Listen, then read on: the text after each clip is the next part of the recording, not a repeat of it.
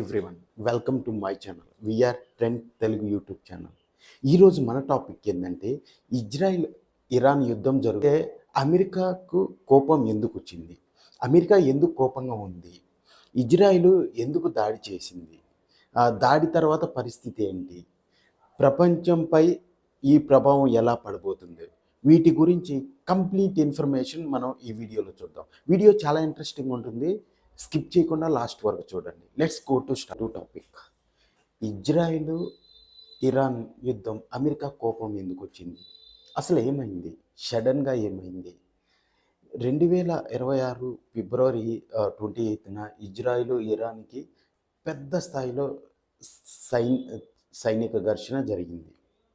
అయితే ఈ నేపథ్యంలో ఇజ్రాయిల్ ఒకేసారి ఇరాన్లోని 30 ఆయిల్ డిపోలను ఫ్యూయల్ డిపోలపై ఎయిర్ స్ట్రైక్ చేసింది. ఈ దాడుల వల్ల తెహ్రాన్లో భారీ అగ్ని ప్రమాదం జరిగింది. భారీ పొగ కనిపించింది. అండ్ ఇది ఇరాన్లో ఆయిల్ స్టోరేజ్ సిస్టంపై జరిగిన మొదటి పెద్ద దాడి అని చెప్తున్నారు. అందులో అమెరికా ఎందుకు కోపంగా ఉంది, ఎందుకంటే అమెరికాకి మొత్తం తెలిసి జరుగుతుంది. ఎందుకు కోపంగా ఉందంటే ఇజ్రాయిల్ దాడి చేసే ముందు అమెరికాకు సమాచారం ఇచ్చింది.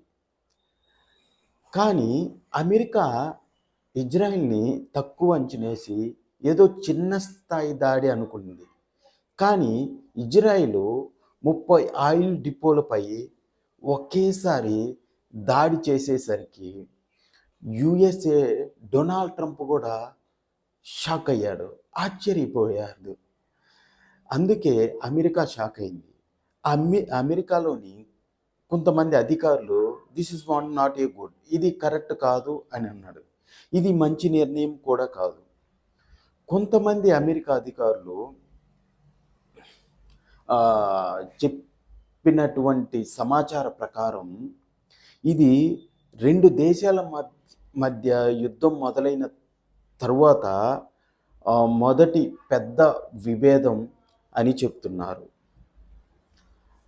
అయితే ఇజ్రాయిల్ ఎందుకు దాడి చేస్తుంది? ఇజ్రాయిల్ ఆర్మీ ప్రకారం ఈ ఆయిల్ డిపోలు ఇరాన్ సైనికుల వాహనాలకు ఇంధనం సరఫరా చేస్తున్నాయని, అందుకే వాటిని ఇజ్రాయిల్ టార్గెట్ చేసి పేల్చామని చెప్తున్నారు. ఇంకొక ముఖ్య కారణం ఏమిటంటే ఇరాన్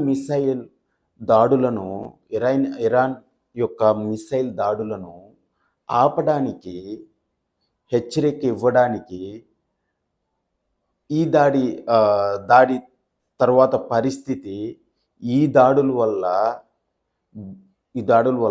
భారీ అగ్ని ప్రమాదాలు, తెహ్రాన్లో పెద్ద అగ్ని నగరంగా మొత్తం నల్ల పొగతో అల్లుకుపోయింది. టాక్సిస్ గాలి వల్ల ఆయిల్ కాలిపోవడంతో అక్కడ ప్రమాదకరమైన గ్యాస్ విడుదలైంది. అయితే ప్రజలు చెప్తున్న ప్రకారం గాలి పీల్చుకోవడం కూడా చాలా కష్టంగా ఉంది అని.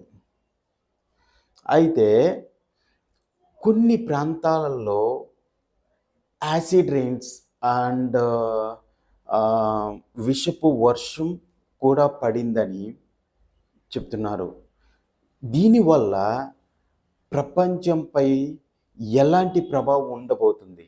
ఈ దాడి వల్ల ప్రపంచానికి పెద్ద సమస్య రాబోతుందా?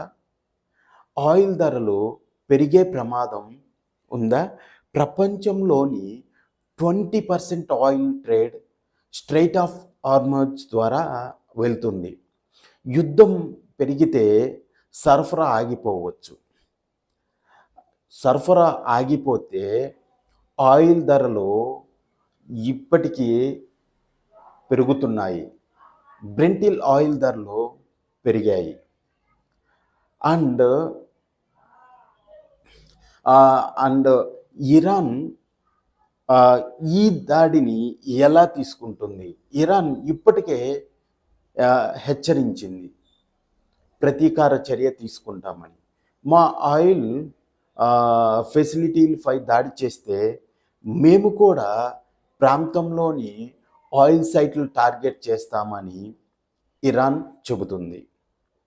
అయితే ఇది మొత్తం ఈ హోల్ టాపిక్. దీని గురించి మీరేమనుకుంటున్నారు? ఈ మిడిల్ ఈస్ట్ దేశాల్లో జరుగుతున్నటువంటి యుద్ధం ఆగిపోతే బాగుంటుందా? ఇరాన్ తిరిగి ఇజ్రాయెల్పై దాడి చేస్తుందా? ఏం చేస్తే బాగుంటుంది? ఇరాన్ ఇంతటితో ఆపేస్తే బాగుంటుందా? లేదా ఇజ్రాయెల్పై, ఈ మిడిల్ ఈస్ట్ దేశాలపై పగ తీర్చుకుంటే బాగుంటుంది? మీ ఆలోచనలను కింద కామెంట్లో తెలియచేయండి. అంతేకాకుండా నచ్చితే చూసి వెళ్ళిపోకుండా please do subscribe my channel, VN trends Telugu YouTube channel. ఇలాంటి కంటెంట్ మీకు ఇంకా కావాలంటే ఇప్పుడే బెల్ ఐకాన్ని సబ్స్క్రైబ్ చేసుకోండి. అప్పుడే మేము ఏ కంటెంట్ పెట్టినా ఇమీడియట్లీ మీకు నోటిఫికేషన్ రూపంలో వస్తుంది. ఓకే, ఈ ఈ టాపిక్ ఇంతే ఫ్రెండ్స్. నెక్స్ట్ ఇంకొక ఇంట్రెస్టింగ్ టాపిక్తో మళ్ళీ కలుద్దాం. అంటిల్ దెన్, జై హింద్.